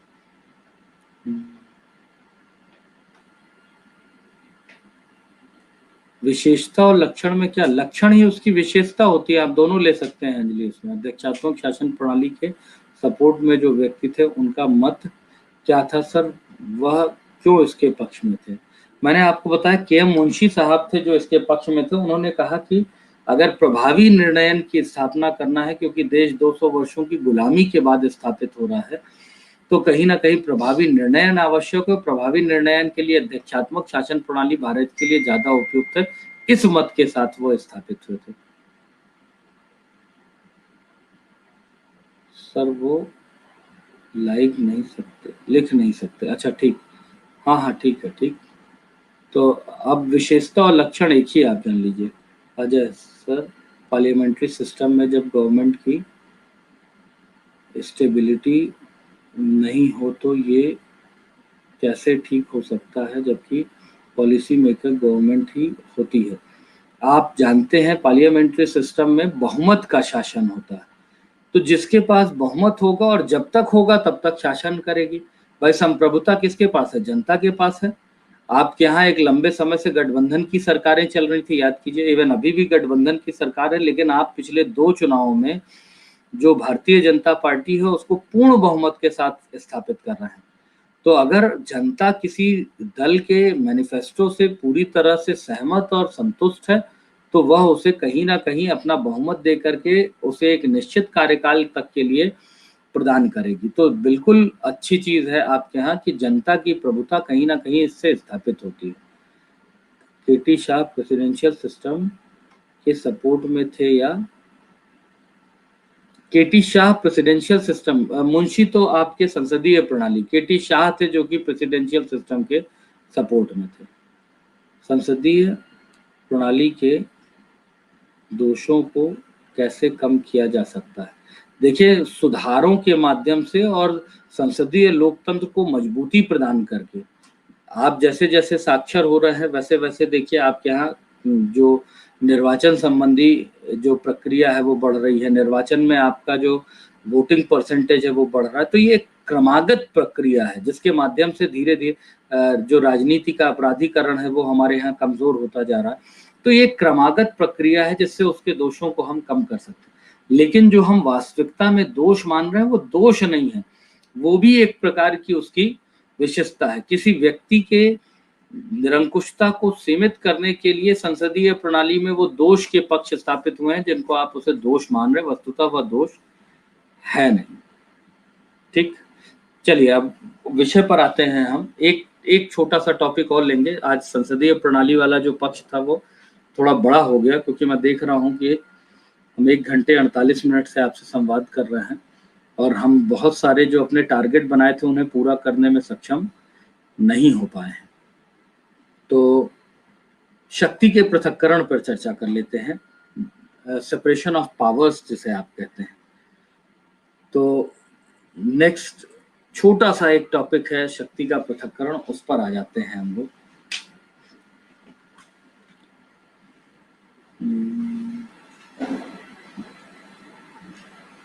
हेडिंग डाल लीजिएगा शक्ति का पृथक्करण, सेपरेशन ऑफ पावर्स। थोड़ा उसकी ऐतिहासिकता के साथ जोड़ेंगे और इसका कंसेप्ट क्या है इस पर हम चर्चा करेंगे यहाँ पर। ठीक है,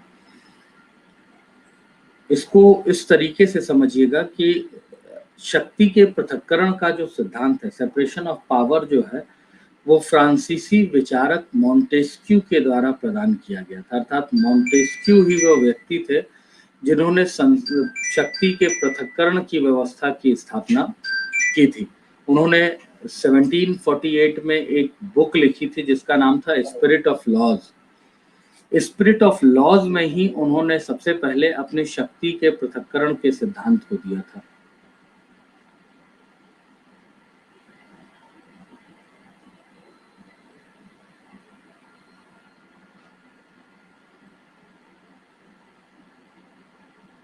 नहीं सचिन, आपके यहाँ संसदीय प्रणाली को अध्यक्षात्मक नहीं बनाया जा सकता क्योंकि मैंने शुरू में ही आपको बताया कि हमारे देश में संसदीय प्रणाली को मूल ढांचा मान लिया गया, साथ बेसिक स्ट्रक्चर मान लिया गया है जिसमें आप जो है परिवर्तन नहीं कर सकते हैं। तो भारतीय व्यवस्था अब अध्यक्षात्मक नहीं बन सकती है क्योंकि वो मूल ढांचा का हिस्सा है।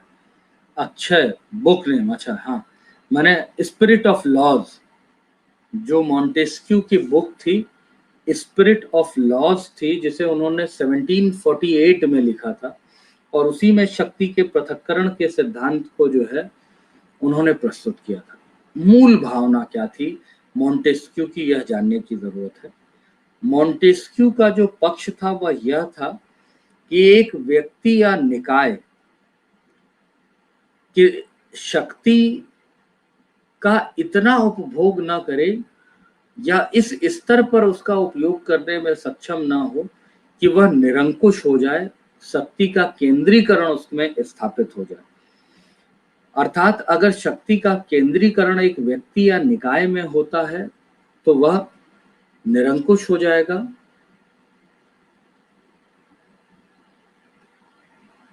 मूल ढांचा अभी हम चर्चा करेंगे, उस पर हमारा वो टॉपिक है, हम आगे आएंगे तब उस पर चर्चा करेंगे।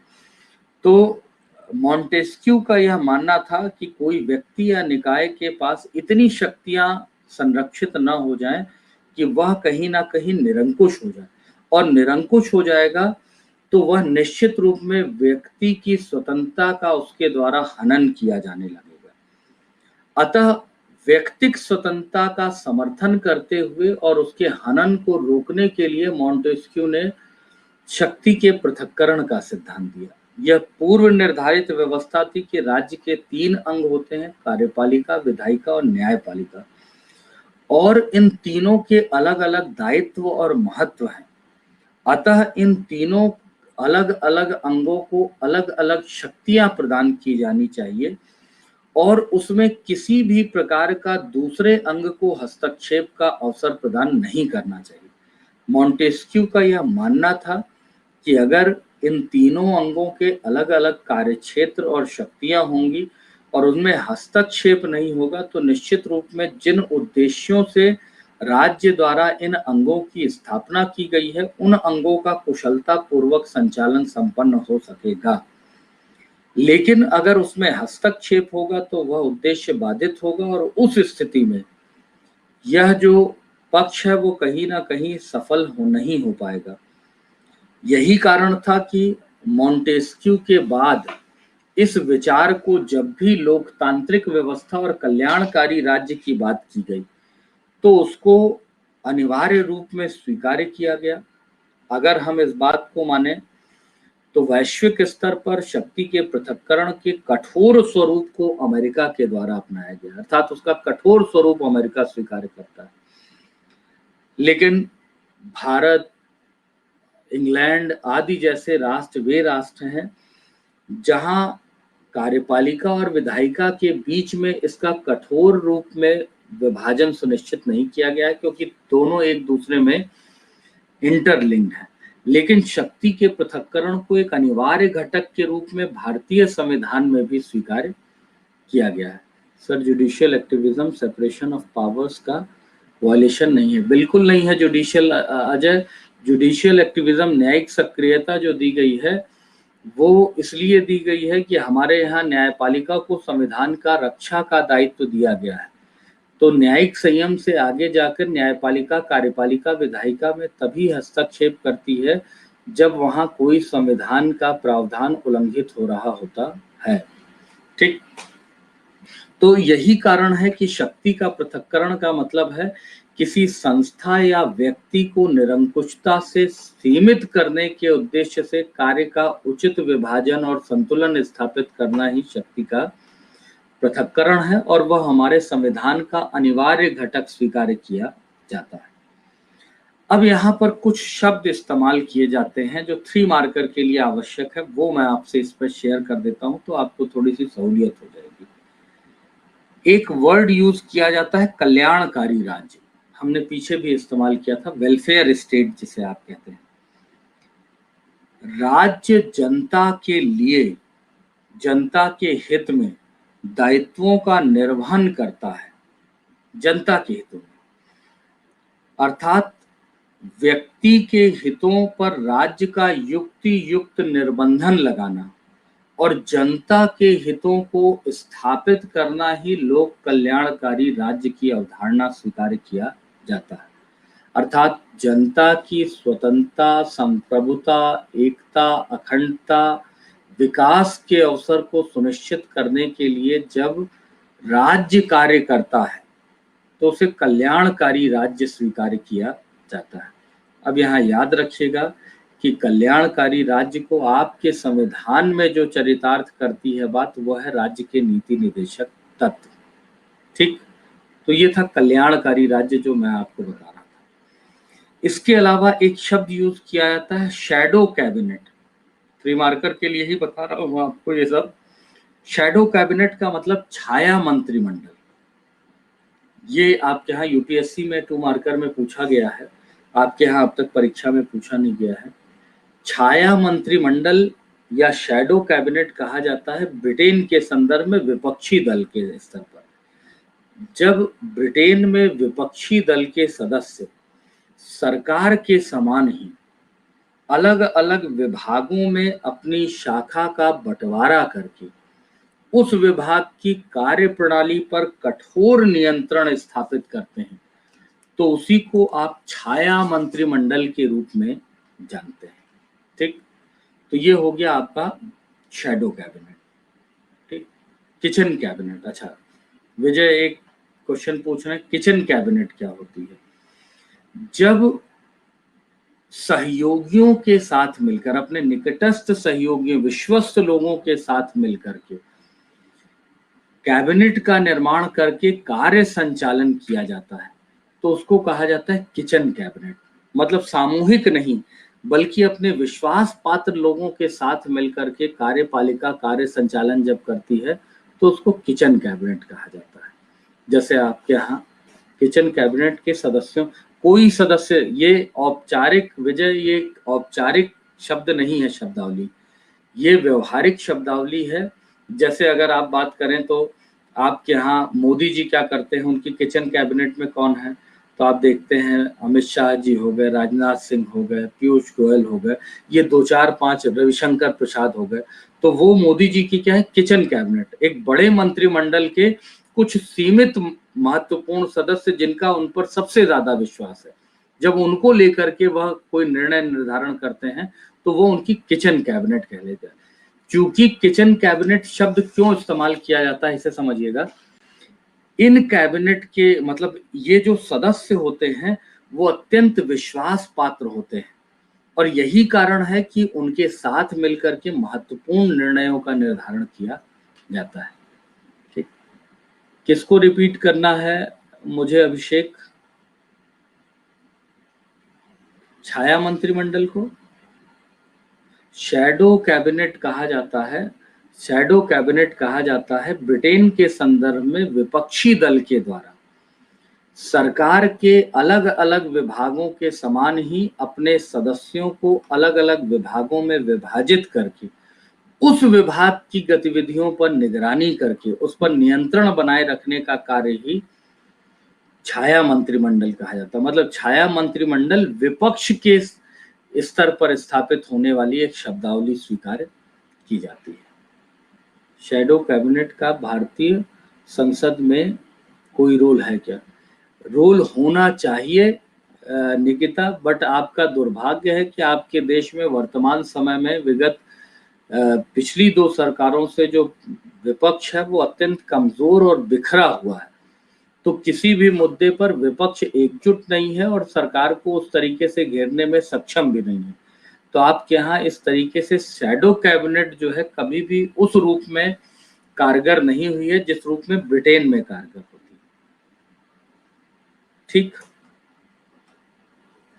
देखिए आज हमने काफी कंसेप्चुअल बातें की हैं, मतलब बड़ी सारी ऐसी चीजें हैं जो आपको सामान्यतया किताबों में नहीं मिलती हैं। तो हमने आज जो आपसे चर्चा की वो संविधान की विशेषता पर चर्चा की, संसदीय और अध्यक्षात्मक शासन प्रणाली पर चर्चा की, भारत की संसदीय प्रणाली क्यों अपनाई गई इस पर चर्चा की, शक्ति के पृथक्करण पर चर्चा की, और कुछ 3 मार्कर पर चर्चा की। आज देखिए 2 घंटा हम लोगों ने आपके साथ चर्चा की है, लेकिन इस 2 घंटे में चूंकि कंसेप्चुअल पार्ट बहुत ज़्यादा था, आपको बहुत सारी जगहों पर ये चीज़ें समझ में नहीं आती थी, इसलिए शायद समय ज़्यादा लगा, इसलिए संघीय वाला पक्ष छूट गया हमारा। तो अब कल वाले पक्ष पर जब हम आएंगे तो वो संघीय वाला पक्ष जो छूटा है उसको हम कंप्लीट करेंगे। संघीय पक्ष के साथ साथ हम आपके जो बेसिक स्ट्रक्चर है उस पर चर्चा करेंगे, मूल ढांचे पर चर्चा करेंगे, और प्रस्तावना वाला जो पक्ष है उस पर चर्चा करेंगे। तो ये 3 पक्षों पर हम अगली क्लास में आपसे चर्चा करेंगे। आपको 1 मिनट का समय दे रहा हूँ, जो भी अतिरिक्त क्वेश्चन आप लोगों के बचे हैं वो आप मुझसे पूछ सकते हैं।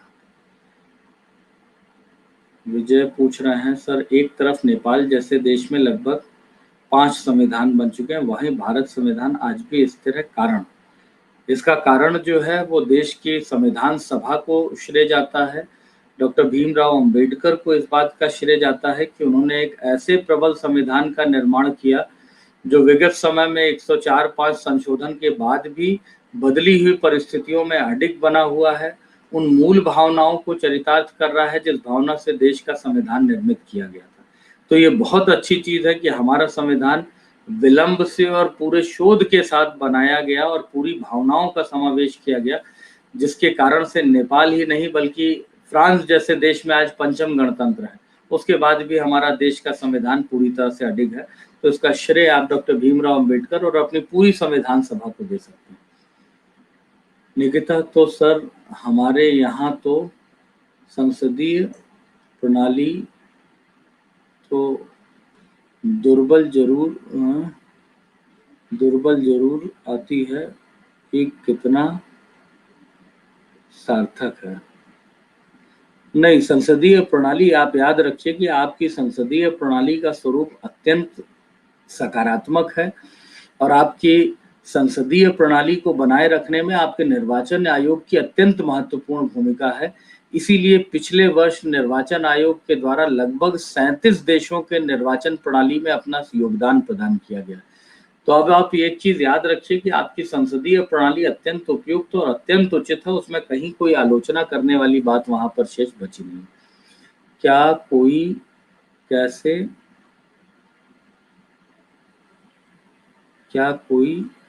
कैसे विपत्ति में हम अपना संविधान बदल सकते हैं? भाई, संविधान नहीं बदलेंगे। याद कीजिए, संविधान के भाग 20 में अनुच्छेद 368 के अंतर्गत संविधान संशोधन का प्रावधान है। आपको पूरे संविधान से कभी आपत्ति होगी नहीं, आपको कुछ प्रावधानों से आपत्ति होगी। तो आप संविधान क्यों बदलेंगे? आप क्या लोकतंत्र बदलना चाहते हैं? तो अब याद रखिएगा कि हम अपने देश का संविधान नहीं बदल सकते हैं, हम उसमें परिवर्तन कर सकते हैं आवश्यकता अनुरूप, जिसको हम समय समय पर विधेयक के माध्यम से संसद में प्रस्तुत करके परिवर्तन कर सकते हैं। तो संविधान बदलने की बात भी मत सोचिए। सर, इलेक्टेड गवर्नमेंट को गिराना कहाँ तक सही है और एंटी डिफेक्शन लॉ में क्या चेंज करने की जरूरत है? देखिए, एंटी डिफेक्शन लॉ में आप कितना भी चेंज कर लीजिए, आप उतना तो प्रावधान रखेंगे कि व्यक्ति की स्वतंत्रता भी बनी रहे, क्योंकि जो वहां पर चुन करके जा रहा वो जनता का प्रतिनिधि है, तो उसकी उस जनता के प्रति जवाबदेहिता भी बनी रहे। आप, मेरे ख्याल से अजय, आप जो बात मुझसे कर रहे हैं वो मध्य प्रदेश के संदर्भ में कर रहे हैं। तो अगर एक लोकतांत्रिक सरकार को गिराया गया है तो इसका उत्तर जनता को देना है। अभी जो बाय इलेक्शन हो रहा है, अगर लोग उससे संतुष्ट नहीं है तो निश्चित रूप में जो है वहां पर वो उसे अपने मत के माध्यम से उन्हें अपना जवाब दे देंगे। तो लोकतांत्रिक व्यवस्था में सबसे अच्छी चीज यही होती है कि जनता इसका निर्णय निर्धारण करती है। तो वहां पर क्या गलत और क्या सही है इसका निर्धारण उस विधानसभा के लोग कर देंगे। अगर जनता के विपरीत हुआ है तो लोग उन्हें पराजित कर देंगे वहां पर। भारतीय संविधान एक जीवंत गणतंत्र है, इसमें जीवंत वृत्तांत है, इसमें क्या क्या लिख सकते हैं सर? अच्छा देवेंद्र, ये याद रखिए कि हमारा जो संविधान है वो एक प्रोग्रेसिव डॉक्यूमेंट है, अर्थात प्रगतिशील प्रलेख है, और प्रगतिशील प्रलेख होने के आधार को बनाता है आपके यहाँ संविधान संशोधन की प्रक्रिया। अर्थात 70-72 वर्ष पहले जो आपके देश का संविधान बनाया गया था उसमें यह प्रावधान किया गया कि बदली हुई परिस्थितियों में वांछनीय परिवर्तन को आप कर लीजिए, और इन्हीं परिवर्तनों को संविधान संशोधन के माध्यम से करके आपने संविधान की प्रगतिशीलता को बनाए रखा है जो उसकी महत्ता को स्वीकार करता है। प्रस्तावना में प्रियंका बिल्कुल चेंज कर सकते हैं। केशवानंद भारतीवाद के अंतर्गत भारतीय प्रस्तावना को संविधान संशोधन के दायरे में लाया गया और उसके अंतर्गत 42वें संविधान संशोधन से 3 नए शब्दों को जोड़ा भी गया। उस पर अगली क्लास में चर्चा करेंगे। संसदीय शासन प्रणाली के गुण कम समझ आए। शिखा, अब एक बार फिर से उसके गुण बता देते हैं। अधिक उत्तरदायी है। अधिक उत्तरदायी का मतलब कि वो हमारे प्रति ज्यादा उत्तरदायी है। तो इससे बड़ी चीज हो ही नहीं सकती है कि एक व्यवस्था आपके लिए ज्यादातर विचार कर रही है, तो ये एक बड़ा सकारात्मक पक्ष है। दूसरा, आपने कहा कार्यपालिका और विधायिका के बीच में सामंजस्य है, अर्थात निर्णय प्रबल हो सकता है वहां पर। मतलब वहां द्वंद्व नहीं होगा कार्यपालिका विधायिका में, बल्कि दोनों के बीच में समन्वय और सहयोग स्थापित होगा। तो निश्चित रूप में वह उसका गुण है। फिर शक्तियों के निरंकुश प्रयोग पर नियंत्रण है। कार्यपालिका विधायिका और न्यायपालिका एक दूसरे के पृथक्करण को भी स्वीकार करती है और एक दूसरे के किसमें सहयोग पर भी बल देती है, संतुलन पर भी बल देती है। तो किसी भी पक्ष के निरंकुश होने से क्या करती है, वह रोकती है। और सरकार का प्रतिनिधित्व व्यापक है, हर क्षेत्र से लोग चुन करके आ रहा है। तो वहां पर किसी एक क्षेत्र, किसी व्यक्ति विशेष की प्रबलता भी नहीं होगी जो उसके गुण के रूप में स्वीकार की जाती है। जबकि ये पक्ष अध्यक्षात्मक शासन प्रणाली में नहीं है और यही संसदीय प्रणाली को विशिष्ट बनाती है। ठीक है सर, होमवर्क दीजिए प्लीज। अच्छा चलिए, अच्छा आपको होमवर्क चाहिए तो आप लोग एक क्वेश्चन लिख लीजिए। अब चूंकि आप लोगों ने लिख लिया है, बहुत सारी चीजें संवैधानिक उसमें पढ़ ली हैं, तो अब आप लोग एक क्वेश्चन लिखिए यहाँ पर, जो मैं आपको प्रदान कर रहा हूँ। वहां पर कॉपी पेन लेकर के लिखिएगा। भारतीय संसदीय प्रणाली की समीक्षा कीजिए। फिर से बोल रहा हूँ, भारतीय संसदीय प्रणाली की समीक्षा कीजिए। भारतीय संसदीय प्रणाली की समीक्षा कीजिए। जितनी चीजें मैंने आपको बताई हैं वो सारी चीजें इसके साथ जुड़ जाएंगी। ठीक, शब्द सीमा 100 शब्द में, 100 शब्द में।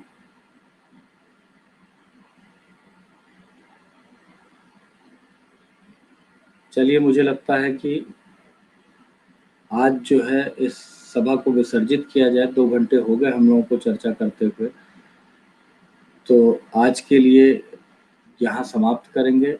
आप लोग अपने स्वास्थ्य का ध्यान रखिए और पढ़ते रहिए। फिर अगली मुलाकात कल करते हैं। धन्यवाद। Thank you.